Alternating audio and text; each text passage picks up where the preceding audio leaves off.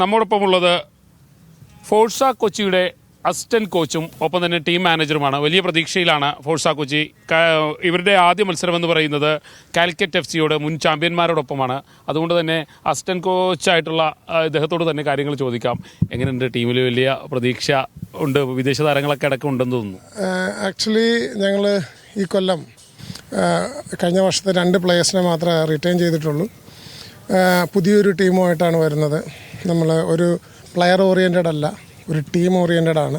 Forca Kochi എപ്പോഴും ഒരു team ആണ് എന്ന് കളി കാണുമ്പോൾ നിങ്ങൾക്ക് മനസ്സിലാകും. ഈ നമ്മുടെ ക്യാപ്റ്റൻ പോലും വിദേശിയാണ്, വിദേശ താരമാണ്. അതുകൊണ്ട് തന്നെ ഒരു വലിയ പ്രതീക്ഷ നമുക്ക് ഇത്തവണയുണ്ട് മുൻ വർഷങ്ങളെക്കാളും. പ്രതീക്ഷ നന്നായിട്ടുണ്ട്. ഞങ്ങൾ നന്നായിട്ട് വർക്കൗട്ട് ചെയ്തിട്ടുണ്ട്. ഞങ്ങൾ അതിനു വേണ്ടി നന്നായിട്ട് കഷ്ടപ്പെട്ടിട്ടുണ്ട്.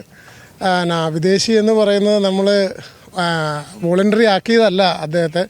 ടീമിലെ എല്ലാ മെമ്പേഴ്സും വോട്ട് ചെയ്ത് അവരുടെ ആ പ്ലെയറിലുള്ള വിശ്വാസം അങ്ങനെ ആ ഒരു പ്ലെയറെ ക്യാപ്റ്റനായിട്ട് വന്നതാണ്.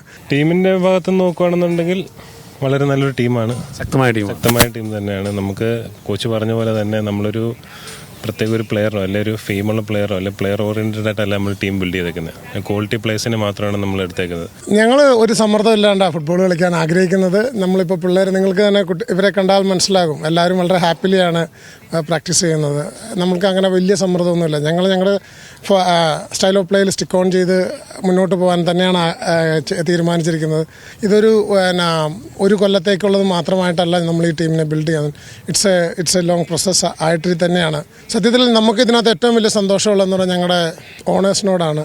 കാരണം അവർ നമ്മളിൽ അർപ്പിച്ചിരിക്കുന്ന വിശ്വാസം അത് പ്ലേയേഴ്സിനും കോച്ചസായ ഞങ്ങൾക്കും വളരെ ഗുണം ചെയ്തിട്ടുണ്ട്. കപ്പുമായിട്ട് തന്നെ പോരാനാണ് ഞങ്ങളുടെ ആഗ്രഹം.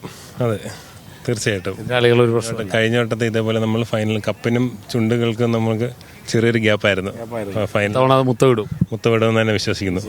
സൂപ്പർ കേരള ലീഗിൽ വലിയ പ്രതീക്ഷയാണ് ഈ സംഘത്തിനുള്ളത്.